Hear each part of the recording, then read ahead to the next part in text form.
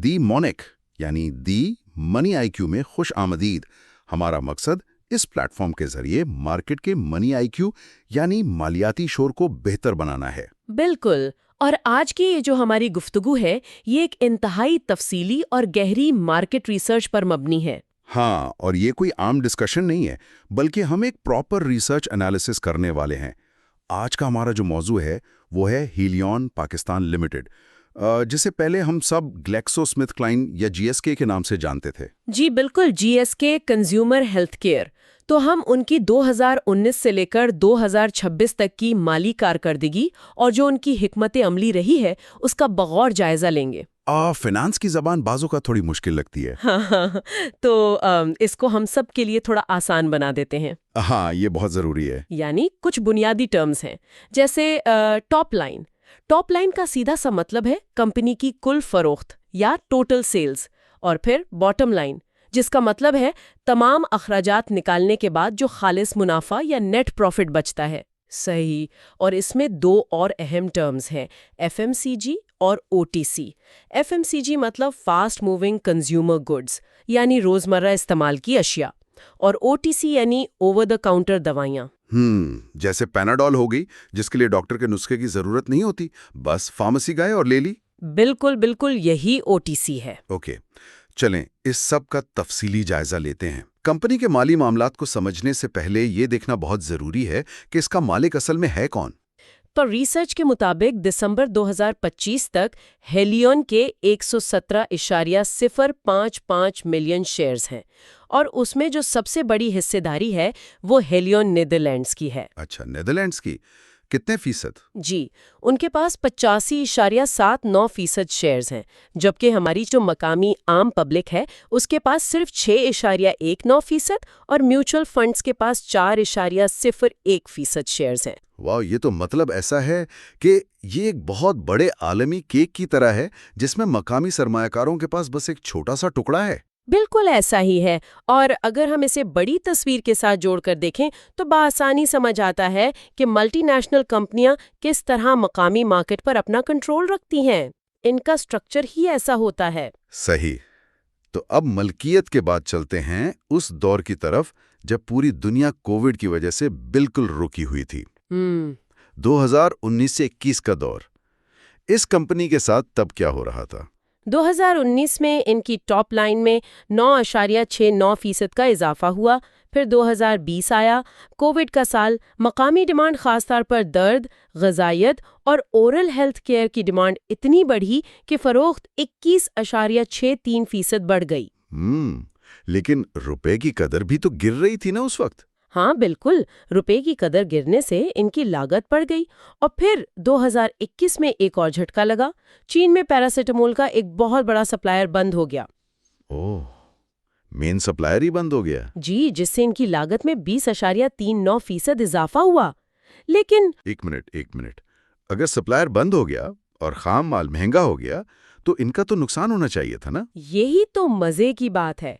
लागत कंट्रोल करने की इनकी जो जबरदस्त पॉलिसी थी, उसकी वजह से इनका खालिस मुनाफा 69% बढ़कर 2134 मिलियन रुपए हो गया।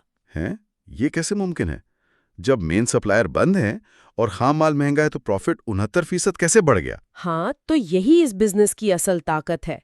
डिमांड इतनी ज्यादा थी कि उन्होंने अपने अंदरूनी अखराजात जैसे एडमिनिस्ट्रेटिव एक्सपेंसेस वगैरह पर कड़ी नजर रखी, उनको कम किया, और सेल्स इतनी थी कि मुनाफा शूट कर गया। वाह, ये वाकई एक कमाल की स्ट्रैटेजी थी। अच्छा, तो 2021 के इस शानदार मुनाफे के बाद फिर 2022 में अचानक ऐसा क्या हुआ कि कंपनी की बुनियादें ही हिल गईं? 2022 वाकई इनके लिए बहुत मुश्किल साल था। सेल्स में तो 13.84% इजाफा हुआ, लेकिन की बॉटम लाइन यानी खालिस मुनाफा 84.75% गिर गया। 84%? यानी मुनाफा तकरीबन खत्म ही हो गया। बिल्कुल, वो गिरकर सिर्फ 325.41 मिलियन रुपए रह गया। उनका जीपी मार्जिन या ग्रॉस प्रॉफिट मार्जिन, जो पैदावारी लागत निकालने के बाद का मुनाफा होता है, वो 17.40% की कमतरीन सतह पर आ गया। لیکن اس کی وجہ کیا تھی؟ سیلز تو بڑھ رہی تھیں۔ دو وجوہات تھیں۔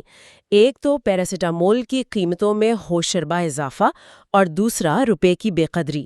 اور سب سے بڑا مسئلہ یہ تھا کہ حکومت نے قیمتیں بڑھانے کی اجازت ہی نہیں دی۔ ہاں، یہاں صورتحال واقعی بہت دلچسپ ہو جاتی ہے۔ جی، اور اس میں جو اے پی آئی ہے نا، اے پی آئی، تھوڑا اس کو بھی واضح کر دیں ہمارے ناظرین کے لیے۔ جی، اے پی آئی مطلب ایکٹیو فارماسیوٹیکل انگریڈینٹ۔ یہ وہ بنیادی خام مال یا اصل کیمیکل ہے جس سے دوائی بنتی ہے۔ اس کی قیمت بین الاقوامی مارکیٹ میں آسمان سے باتیں کر رہی تھیں۔ ہاں، تو یہ بالکل ایسا ہی ہے کہ آپ کیک بنا کر بیچ رہے ہوں اور آٹے اور چینی کی قیمت اچانک 3 گنا بڑھ جائے، لیکن حکومت آپ کو کہے کہ بھئی آپ کیک کی قیمت 1 روپیہ بھی نہیں بڑھا سکتے، تو آپ کا دیوالیہ تو نکلے گا نا۔ ہاں، بالکل صحیح مثال دی آپ نے۔ ان کا دیوالیہ ہی نکلنے والا تھا۔ ہر بکنے والی گولی پر انہیں نقصان ہو رہا تھا۔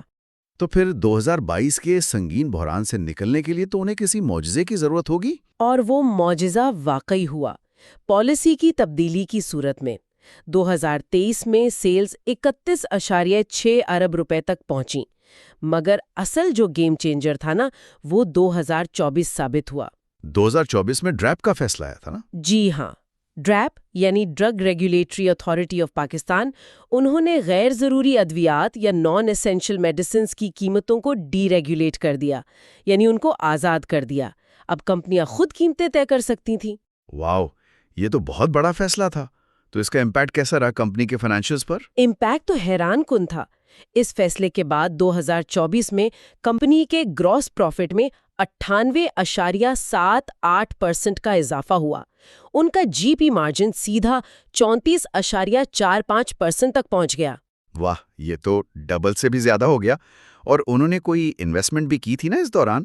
جی، انہوں نے 3186 ملین روپے کا کیپٹل ایکسپینڈیچر کیا، یعنی سرمایہ کاری کی، جس سے پیناڈول اور CAC 1000 کی پیداواری صلاحیت بڑھائی گئی، اور 2024 میں خالص منافع 359.85% بڑھ کر 4578 ملین روپے ہو گیا۔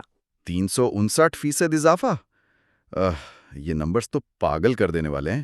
ہاں، اور یہاں جو بات سب سے زیادہ حیران کن ہے وہ یہ ہے کہ صرف ایک حکومتی فیصلے نے، یعنی ڈی ریگولیشن نے، کس طرح کمپنی کی پوری قسمت بدل دی۔ بالکل، اور میرے خیال ہے اس میں بینکنگ ریٹس کا بھی کوئی چکر تھا۔ جی، آپ بالکل ٹھیک سمجھیں۔ بینکنگ انٹرسٹ ریٹ زیادہ ہونے کی وجہ سے کمپنی کے پاس جو کیش پڑا تھا اس پر ان کے سیونگ اکاؤنٹس نے زبردست ادر انکم یعنی دیگر آمدنی کما کر دی۔ یہ بھی ایک بڑا فیکٹر تھا۔ تو اب لوکل مارکیٹ میں منافع مستحکم ہونے کے بعد ہیلیون کا اگلا قدم کیا تھا؟ مطلب 2025 اور 26 میں کیا سین رہا؟ 2025 میں ان کی سیلز 43 ارب روپے عبور کر گئیں، اور انہوں نے دنیا کا سب سے مشہور ملٹی وائٹامن برانڈ سینٹرم بی پاکستان میں لانچ کر دیا۔ اچھا، سینٹرم بھی آ گیا اب؟ جی، ان کے پورٹ فولیو میں اب 85% OTC اور 15% FMCG، اور انہوں نے فلپائن اور قطر کو ایکسپورٹ بھی شروع کر دی ہے۔ ایکسپورٹ؟ وہ کتنی ہے؟ اگرچہ یہ کل فروخت کا صرف 0.23% ہے، لیکن شروعات ہو چکی ہے، اور 2025 کا منافع 6373 ملین روپے تک پہنچ گیا۔ صحیح۔ اور پھر ہم آتے ہیں 2026 کی پہلی ساماہی پر، جس کے نمبرز کافی چشمے کشاں ہیں۔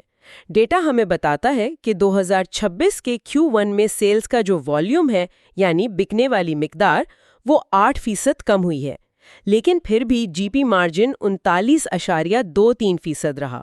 ہاں، اور خالص منافع میں مزید 13.15% کا اضافہ ہوا۔ یہ بہت انٹرسٹنگ ہے۔ تو اس سب کا مطلب کیا ہے؟ مطلب یہ ہوا نا کہ چیزیں مہنگی ہونے کی وجہ سے لوگ دوائیاں کم مقدار میں خرید رہے ہیں، لیکن کمپنی نے قیمتیں اتنی زیادہ بڑھا دی ہیں کہ کم مال بیچ کر بھی وہ پہلے سے زیادہ منافع کما رہے ہیں۔ بالکل ایسا ہی ہے، اور اس میں مانیٹری ایزنگ کا بھی بہت ہاتھ ہے۔ مانیٹری ایزنگ یعنی اسٹیٹ بینک کی طرف سے شرح سود میں کمی؟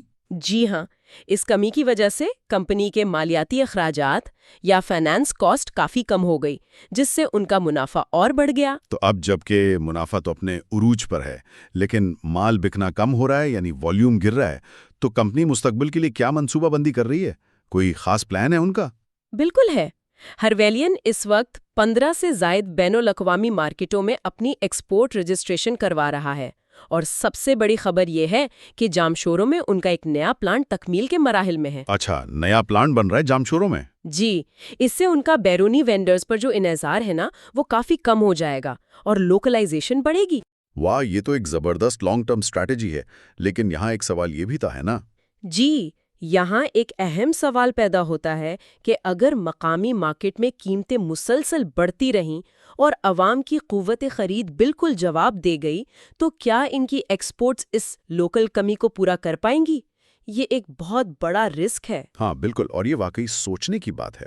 تو آج کی اس گہری ریسرچ سے یہ بات ثابت ہوتی ہے کہ ایک مضبوط برانڈ جیسے پیناڈول یا سینٹرم ہو گیا، وہ مہنگائی کے باوجود کسی نہ کسی طرح اپنا منافع بچا لیتا ہے۔ لیکن دیکھنے والوں کے لیے یہاں ایک سوال چھوڑنا چاہوں گا کہ کیا صحت جیسی ایک بنیادی انسانی ضرورت کو خالصتاً منافع کے ماڈل پر ہی چلنا چاہیے، یا پھر اس میں کوئی ایسا درمیانی راستہ ہونا چاہیے جو عوام اور بزنس دونوں کے لیے بہتر ہو؟ اس پر ضرور سوچیے گا۔ واقعی یہ ایک بہت گہرا پہلو ہے۔ تو یہ دی مونیک یعنی دی منی آئی کیو پر ہمارا آج کا تفصیلی مارکیٹ ریسرچ تجزیہ تھا۔ مستقبل کی ایسی ہی شاندار اپڈیٹس اور مالیاتی ریسرچ کے لیے بیل آئیکن کو ضرور دبائیں۔ اور ہاں، ہماری چینل کو لائک اور سبسکرائب کرنا مت بھولیے گا۔ اور ہمیں کامنٹ سیکشن میں لازمی بتائیں کہ آپ مزید کن کمپنیوں یا مالیاتی موضوعات پر ہماری ریسرچ بیسڈ ویڈیوز دیکھنا چاہتے ہیں۔ دیکھتے رہیے دی مونیک اور اپنا منی آئی کیو بڑھاتے رہیے۔ خدا حافظ۔ Like and subscribe.